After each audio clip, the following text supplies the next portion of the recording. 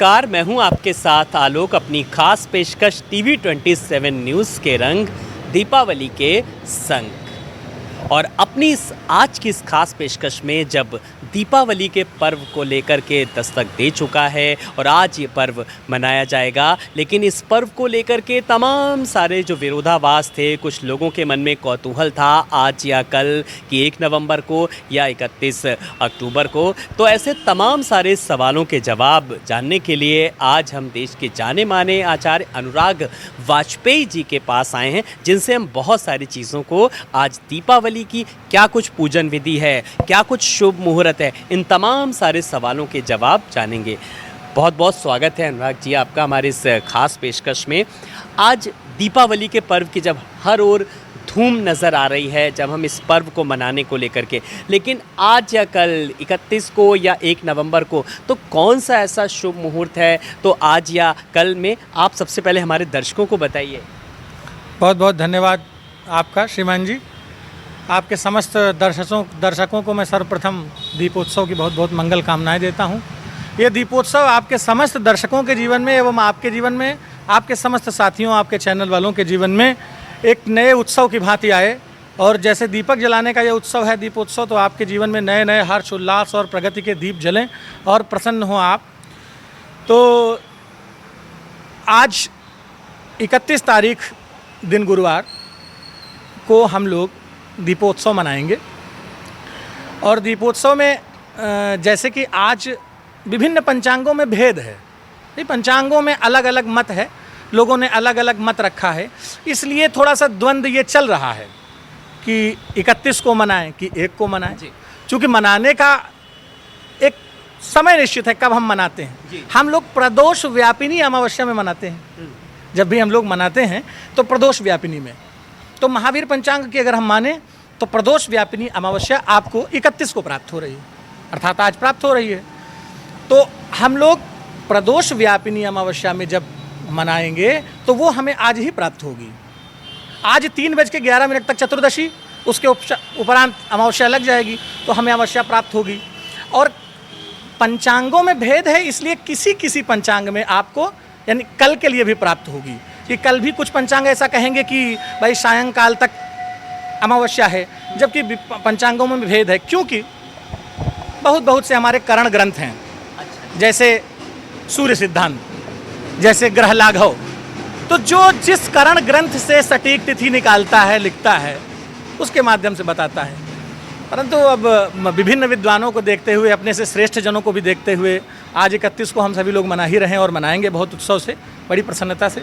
तो आचार्य जी, कुछ विद्वानों में भी मतभेद है क्या इस बात को लेकर के कि आज या कल, तो ये बात उठी कहाँ से आके? विद्वानों में, विद्वान माने मतभेद होता है श्रीमान जी। विद्वान में हर व्यक्ति की, देखिए इस धरती पर कोई किसी विषय में ये नहीं कह सकता है कि मैं अंतिम सत्य बोल रहा हूँ। अंतिम सत्य किसी का नहीं है, सबके अपने सत्य हैं और सब सत्य है, ये भी ठीक है। तो मतों के हिसाब से, भेद के हिसाब से, पंचांगों के भेद के हिसाब से व्यक्ति कह देता है। परंतु ये है कि महावीर पंचांग जिसे हम लोग सामान्यतया स्वीकार करते हैं, उस पंचांग में ये दृष्टिगत है कि 3:11 तक आपकी चतुर्दशी है, उसके उपरांत आपको अमावस्या प्राप्त होगी। उसमें भी विभिन्न मुहूर्त हैं। जी। तो बिल्कुल जिस तरीके से अब एक बात तो कन्फ्यूज़न दूर हो गया कि अब दीपावली का ये पर्व हमें आज ही मनाना है, यानी कि 31 अक्टूबर को। अब शुभ मुहूर्त की बात होती है, क्योंकि जैसा कि हमने आपको वादा किया था कि दीपावली के पर्व से जुड़ी हुई, त्यौहार से जुड़ी हुई, हर उस मान्यता से जुड़ी हुई खबर, पूजन विधि को लेकर एक एक चीज़ टीवी 27 न्यूज़ अपने दर्शकों तक पहुंचाएगा। और अब दीपावली की पूजन विधि, शुभ मुहूर्त को लेकर के हम बात करेंगे। गुरु जी, जब हम शुभ मुहूर्त को लेकर के बात करते हैं, भाई जब चतुर्दशी के बाद जिस तरीके से, अब वो मुहूर्त कौन सा है जिसमें पूजा की जाए और पुण्य का लाभ भी मिले? देखिए मुहूर्त 3 विशेष मुहूर्त हैं। जी।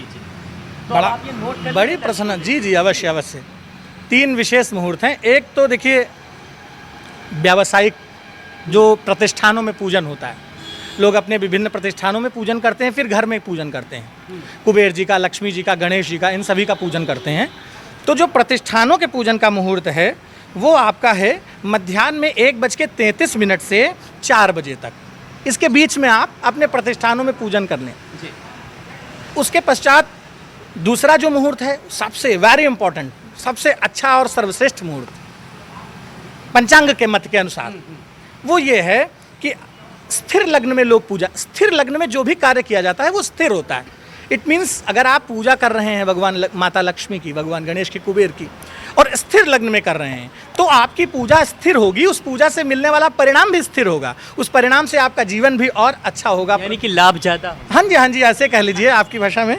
तो जैसे एक वृष लग्न, स्थिर लग्न आपको प्राप्त होगी जो प्रदोषकालीन है, जी।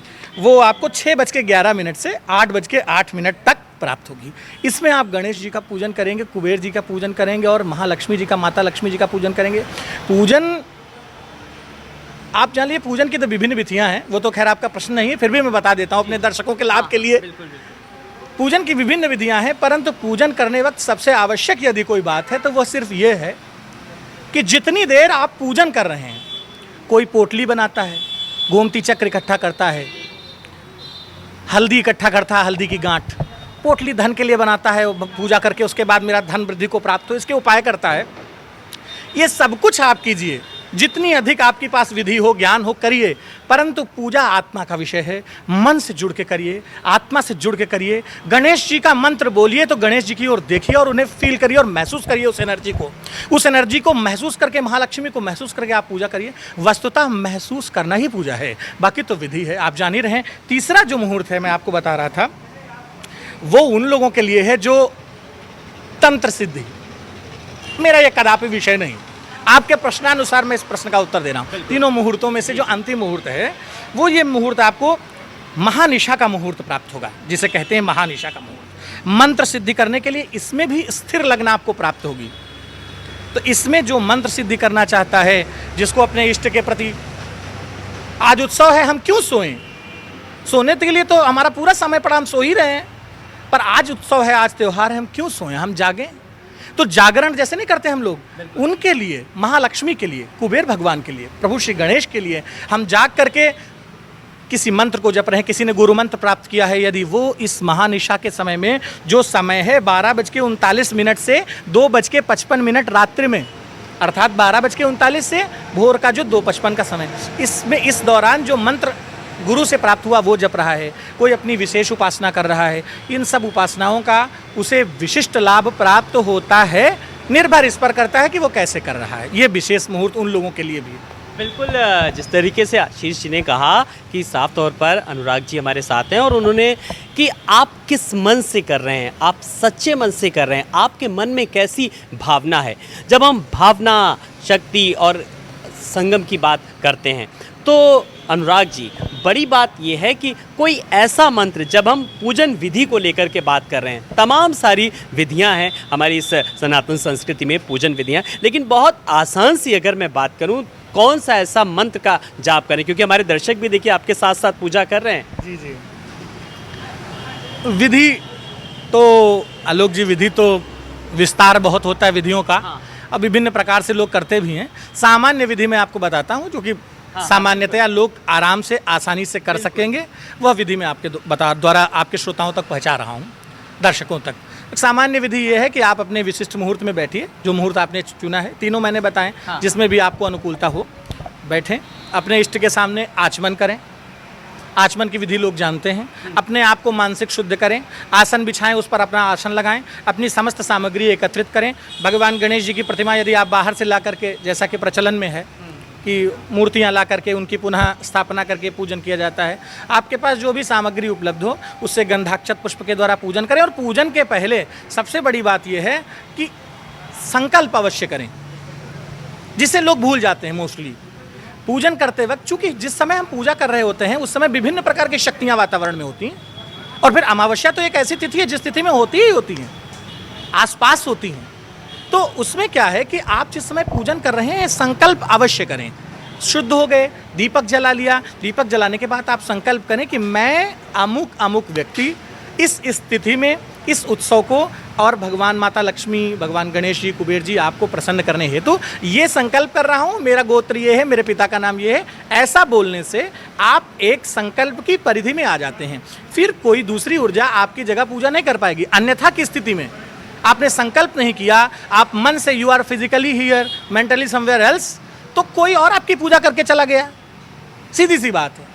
जैसे हम पूजन कर रहे हैं तो सबसे पहले सब कुछ करने के पश्चात संकल्प अवश्य करें। संकल्प के बाद उनसे कहें कि प्रभु, जो वर्ष बीता, जो समय बीता, आज जो दीपोत्सव हमें प्राप्त हो रहा है, हमारे जीवन में नई प्रगति के दीप जले, नई हमें अच्छी सद्बुद्धि का दीपक हमारे मस्तिष्क में जले, जिससे कि हम अपने साथ साथ लोगों के जीवन की अशांति में भी एक शांति का दीपक जलाने में सक्षम हो, समर्थ हो। इस प्रकार की हे प्रभु हमें बुद्धि दो, सद्बुद्धि दो, ऐसी प्रार्थना करें। और देखिए आज हम लोग बैठ के जो बात कर रहे हैं, इसीलिए मैंने इस विशेष स्थान को चुना है। जरा इस विशेष स्थान के बारे में भी बताइए, आपने क्यों ये खास जगह पे चुनी? पूरा जगह थी, मंदिर था, यहाँ पर बहुत सारी चीज़ें थी, लेकिन इस स्थान को विशेष इसलिए, ये ब्रह्मदेव का स्थान है। यहाँ ये आप पीपल का वृक्ष देख रहे हैं, यहाँ ब्रह्मदेव का निवास है, सात्विक, शुद्ध, और सबसे बड़ी बात है निकट में महावीर बाबा हनुमान जी का निवास है। और इनके आश्रय में रहकर, इनकी प्रेरणा से ये बातें मैं आपसे कह रहा हूँ। चूँकि बात अमावस्या की के अंतर्गत जो दीपोत्सव है उसकी हो रही है, इसलिए उसमें इनका सहयोग भी है। इनके स्थान को हमने चुना। ये हमें शक्ति दें, सद्बुद्धि दें, जिसके द्वारा हम आपको सही मार्गदर्शन कर सकें, सही बात बता सकें, सही मुहूर्त बता सकें। तो ये बहुत, और किसी भी विषय को प्रतिपादित करने में स्थान, व्यक्ति, इन सब का बड़ा महत्व होता है। इसलिए मैंने इस स्थान को चुना। आप दिखा दीजिए कितना दिव्य स्थान ये ब्रह्मदेव का स्थान है। ब्रह्मदेव का ये स्थान है, दिव्य और भव्य स्थान है, जहाँ पर अनुराग वाजपेयी जी हमारे साथ हैं, जो पूजन विधि बता रहे हैं इस दीपावली के पर्व को लेकर के, इसके महत्व को लेकर के हमें बड़ी ही आसान भाषा में हमारे दर्शकों तक हर बात वो पहुंचा रहे हैं। वो बातें जो लोगों में एक कौतूहल होती है, लोग उन्हें जानना चाहते हैं, समझना चाहते हैं, वो आसान सी पूजन विधि। अब देखिए टीवी के ज़रिए लोग सीख रहे हैं, लोग पूजा कर रहे हैं। आप कोई ऐसा मंत्र खुद भी एक करके पढ़ के बताइए जिससे उतना ही लाभ हो जाए। अगर कोई ना पढ़ पाए तो अनुराग जी को सुन ले तो उतना ही पुण्य की प्राप्ति भी हो।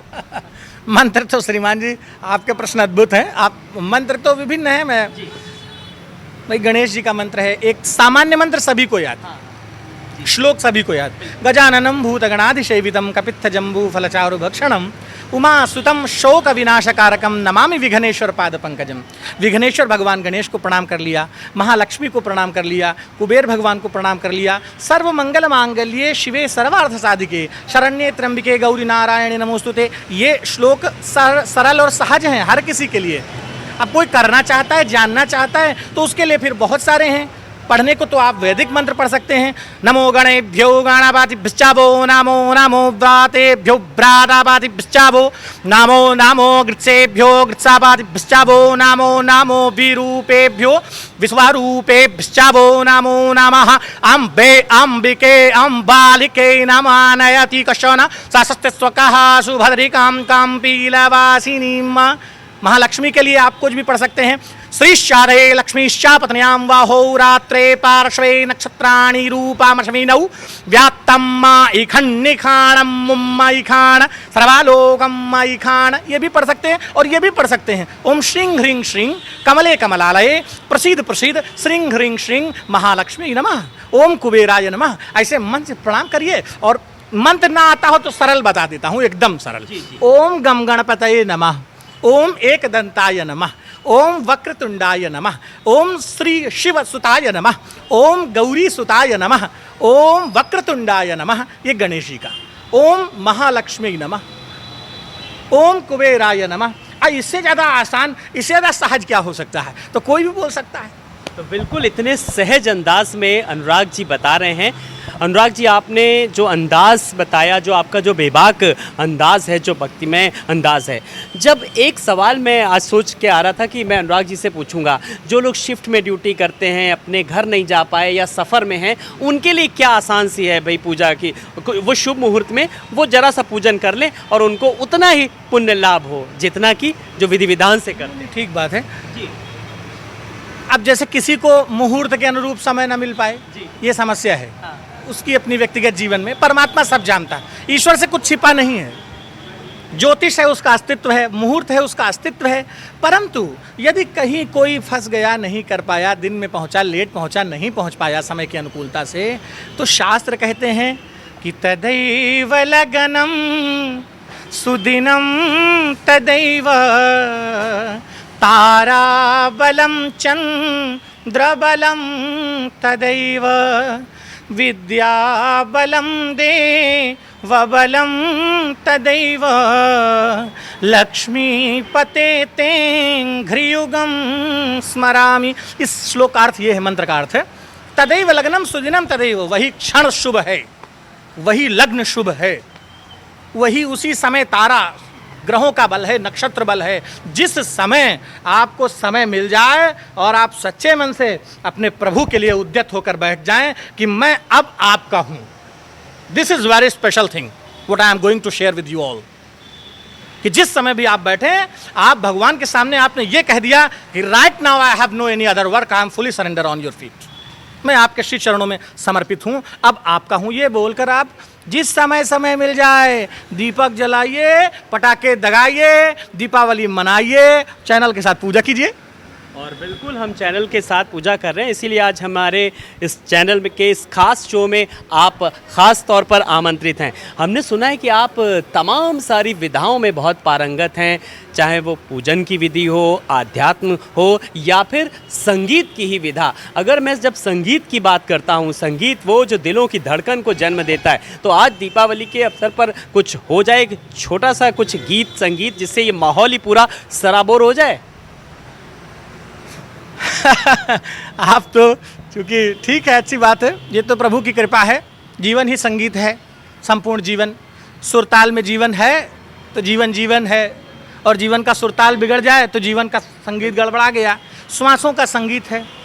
तो आप चूँकि अचानक से आपका ये प्रश्न है, मैं अपनी जो प्रत्युत्पन्नमति है तात्कालिक वाली, उसके द्वारा आपको ये सम सुना रहा हूँ। भाई आपने कहा है तो संगीत का मुझे जो याद आ रहा है मैं दोनों बातें सुना दूंगा। देखिए, मैं सबसे पहले एक मनुष्य हूँ, मैं पढ़ता क्या हूँ, आचार्य हूँ, क्या कर रहा हूँ, ये मैं सामान्य मनुष्य हूँ, मैं कुछ विशिष्ट नहीं हूँ, पर इतना इसलिए मैं आपको सुना देता हूँ, बड़ा अच्छा लगता है वो गीत भी और ये गीत भी, दो गीत की दोनों की एक एक पंक्ति में सुनाता हूँ आपको।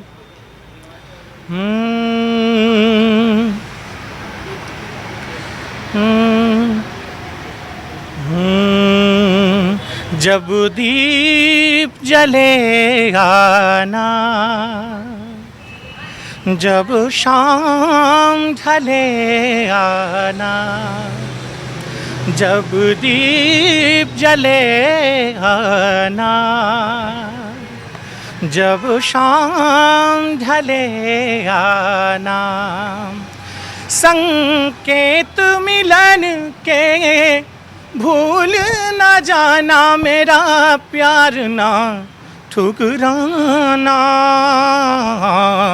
जब दीप जले आना। संगीत की बात की इसलिए इस पंक्ति को भी दोहराइए और कह लीजिए मन ही मन, भगवान से कह दीजिए, आपके सामने जिसकी आप पूजा कर रहे हैं सच्चे हृदय से कह दीजिए, और कह दीजिए क्या कि सांसों की माला पे, सांसों की माला पे सुमिरू में, सिमरू में सीताराम, अपने मन की मैं जानूं। इसको ऐसे कोरिलेट कर लीजिए सिचुएशन से कि अपने मन की तो मैं जानता हूं कि प्रभु मुझे इस मुहूर्त में पूजा करनी है, इस टाइम पूजा करनी है, पर असली मुहूर्त पूजा तुम कराओगे, तुम्हारी पूजा होगी तो तुम जब चाहो करा लो, इसलिए अपने मन की मैं जानूं और पी के मन की राम, सांसों की माला पे सिमरू में सीताराम। आप लोग भी सुनिएगा और गाइएगा, सिमरू में सीताराम, सीताराम, सीताराम।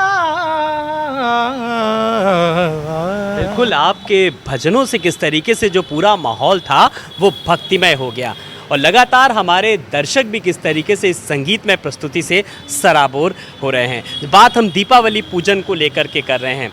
अनुराग जी, जब कई बार देखता व्यापारी बहुत इसके खास करके सराफा व्यापारियों का अक्सर हम छोटे पर से देखते आ रहे हैं, बिल्कुल उनकी पूजा एक अलग होती है, तो उनका कुछ एक विशेष कुछ होता है या उनको कुछ खास लाभ मिलता है इसलिए उनकी पूजा होती है, वो आम लोग नहीं कर सकते क्या?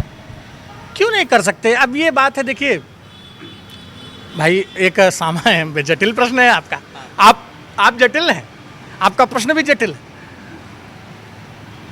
ये होता क्या है, देखिए कहूँ मैं स्पष्ट कह दूँ, अब मान लीजिए सर्राफे वाली बात आपने कर दी, पूजा सबकी समान है भाई, लक्ष्मी आपकी भी वही है, हमारी भी वही है ना, तो सबकी पूजा समान है। लेकिन सर्राफे की दुकान जिन लोगों ने कर रखी है, देखिए वो चूंकि प्राचीन काल में स्वर्ण ही धन था,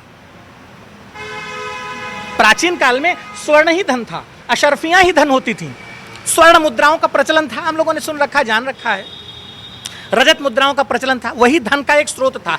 धन की बात जहां आती है वहां सोने को ही समझिए आप, सोना ही असली धन है, सोना मतलब ये वाला नहीं गोल्ड, सोना ही असली धन है। तो स्वर्ण की का प्रचलन था, स्वर्ण में ही स्वर्णमयी मूर्तियां, स्वर्ण के आकार के अनेकों अनेक प्रकार के भगवानों को आपने देखा, मूर्तियों का आकार लोगों ने स्वर्ण धातु के, जी जी जी जी सही।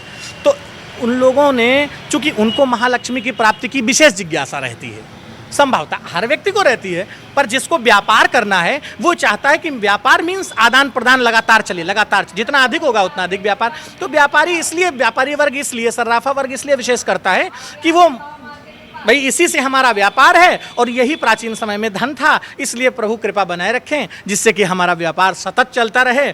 और खीर बनाइए, भोग लगाइए वाला बात, खीर बनाया, महालक्ष्मी को भोग लगाया और स्वर्ण की ही मूर्तियों की पूजा की। वस्तुतः पूजा यहाँ का विषय है, मूर्ति कोई भी हो या ना हो, आप अपने सामने उनको उपस्थित मानिए, जर्रे जर्रे में जिसका नुमाया समाया हुआ है, आखिर उसके लिए हमें कुछ और कहीं ढूंढने की जरूरत क्या है। पर चूंकि आपका प्रश्न था तो वो लोग इस विशेष कारण से मूर्ति में अपना पूजन करके कर मेरे अंदर बहुत सारे कौतूहल थे, तो इसीलिए मैंने उन कौतूहल को, उन जिज्ञासाओं को शांत करने के लिए आपसे उन सवालों को पूछा जो हर शख्स के जहन में होते हैं। जब हम लक्ष्मी गणेश की मूर्ति जब तो उस वक्त भी सूंड को लेकर के बड़े सवाल रहते हैं। जरा सा ये भी बड़ा एक सवाल है, तो मैं चाहूँगा ज़रा आप भी हमारे दर्शकों को बताएं, क्योंकि आज का ऐसा पावन पर्व है। नहीं बहुत जी जी, सूंड वाली बात तो देखिए, अब मुंबई वाले गणेश जी को देखिए आप, उनकी सूंड दाहिनी तरफ है। जनरली क्या है कि हम लोग दाईं वस्तु को शुभ मानते हैं, दायां हाथ, दाहिना अंग फड़क रहा है, शुभ हो रहा है, दाहिनी आंख फड़क रही, शुभ हो रहा है, दाएं हाथ से दान कीजिए, दाएं हाथ से चरण स्पर्श कीजिए। तो दाहिने हाथ को हम लोगों ने, दाहिने अंग को विशेषता दे दी जनरल सामान्यतया, इस कारण से ये बड़ा प्रचलन है। बाकी इससे चक्कर में मत पड़िए, गणेश जी हैं, जब सूंड है तो कभी बाएं होगी कभी दाएं होगी, सूंड को ऐसे ही थोड़ी रहेगी। तो इसलिए इस विषय में न फंसते हुए भ्रांतियां, इस भ्रांति से निकलिए, बाहर आइए, इस भ्रांति का कोई मतलब नहीं। वो सूंड भगवान गणेश की है और निरंतर कृपा करने वाली हो, चाहे बाएं हो चाहे दाएं हो। चलिए, आपसे बात करके बहुत अच्छा लगा, आपने तमाम सारी भ्रांतियों को भी दूर किया। इस पूजन विधि को लेकर के जब हम बात कर रहे हैं, कोई ऐसी चीज़ जो आपको लग रहा हो ये तो आलोक ने बहुत ज़रूरी थी, मुझसे पूछे नहीं हुई और ये मुझे बतानी चाहिए, तो मैं चाहूँगा अब आप खुद ही आपका सवाल और आपका जवाब। आलोक जी ने कुछ छोड़ा ही नहीं, चूंकि आलोक जी माने प्रकाश, आलोक माने प्रकाश, और प्रकाश का पर्व, तो प्रकाश व्यापक होता है, छोटा नहीं होता, कुछ बाकी नहीं रखता, जहाँ होता है वहाँ होता, जहाँ नहीं होता वहाँ नहीं होता। तो प्रश्न तो आपने सब कर लिए, पर मैं फिर भी क्योंकि कहा है इसलिए बता देता हूँ आपको। सच्चे मन से भगवान गणेश, महालक्ष्मी माता, कुबेर भगवान, और केवल इतनों को ही नहीं, इनके लिए तो विशेष है ही, जितने भी आपके यहाँ सब में एक ही समाया है। भोलेनाथ बैठे हो तो भोलेनाथ की अपेक्षा मत करिए, उपेक्षा मत करिए, भोलेनाथ की उपेक्षा मत करिए कि आज गणेश जी हैं, Bholenath ji you are separated, नहीं, ऐसा नहीं है। आप भोलेनाथ जी की भी पूजा करिए, हनुमान जी की भी पूजा करिए, आपके दरबार में, मंदिर में जितने भी देवता हैं सभी की पूजा करिए। कहीं पूजा करते वक्त ऐसा ना हो जाए कि हमने इन्हीं को फूल चढ़ाया उनको भूल गए, ऐसा नहीं करना है। सबका पूजन करना है, सबके प्रति श्रद्धा रखनी है और विशेष प्रार्थना गणेश जी आदि से करते रहना है, जिससे कि शुभ लाभ, धन, वैभव। लक्ष्मी दो प्रकार की हैं, एक उलूक वाहिनी, एक पद्म वाहिनी। उलूक वाहिनी अलक्ष्मी है, तो अलक्ष्मीर में नश्यताम त्वाम वृणे, मेरी अलक्ष्मी को दूर कीजिए, अलक्ष्मी अच्छी नहीं होती, अर्थात अलक्ष्मी जो है वो उलूक वाहिनी, वो आएंगी नुकसान होगा, और कमल वाहिनी आएंगी तो नारायण आएंगी, तो उनकी कृपा आपको प्राप्त होगी और स्थायी लक्ष्मी आपको प्राप्त होगी। इसलिए उपेक्षा किसी की नहीं, पूजा नारायण जी की भी, समस्त देवी देवताओं के सच्चे मन से पूजा करिए। और ये बिल्कुल मत सोचिएगा, सबसे बड़ी बात कि पूरी पूजा करने के बाद आप अपनी पूजा में कहीं प्रश्न चिन्ह न लगाइएगा। दर्शकों, कभी कभी ऐसा ये होता छूट गया है, ये। हाँ जी हाँ जी, कि प्रश्न चिन्ह मत लगाइएगा, क्योंकि आपको लगेगा कि हमने इतना सब कुछ, ऐसा तो नहीं हम खिलौना चढ़ाना भूल गए या ये करना भूल गए, नहीं नहीं, ऐसा कतई मत करिएगा। आप सच्चे मन से पूजा करिएगा, क्योंकि हमारे यहाँ जितने पूजन विधान हैं, हर पूजन विधान के अंतिम चरण में क्षमा प्रार्थना है। क्या है? क्षमा प्रार्थना। वो इसीलिए है कि हम लोग मनुष्य हैं, हम लोगों से भूल होती ही है। जैसे व्यापारियों में लिखा है भूल चूक लेनी देनी। जी, तो हमें लेनी देनी प्याला विषय अलग है श्रीमान जी, लेकिन यहाँ ये है कि प्रार्थना से प्रभु को मना ले, जो छूट जाए उसके लिए प्रभु कोई सिकवा नहीं, बस प्रार्थना की प्रभु मनुष्य हैं, जो आता है आपके शरण में हूँ। जय गणेश। चलिए अनुराग जी, हमसे बात करने के लिए बहुत बहुत शुक्रिया। तो ये तो थे आचार्य अनुराग जी, जिन्होंने दीपावली के इस पावन पर्व पर पूजन की बहुत सारी आसान विधि बताई। पूजा वही है जो सच्चे मन से की जाए, तभी पुण्य की प्राप्ति होती है, पुण्य का लाभ होता है। कैमरा सहयोगी पंकज गुप्ता के साथ मैं आलोक राजा, TV 27 न्यूज़, लखनऊ।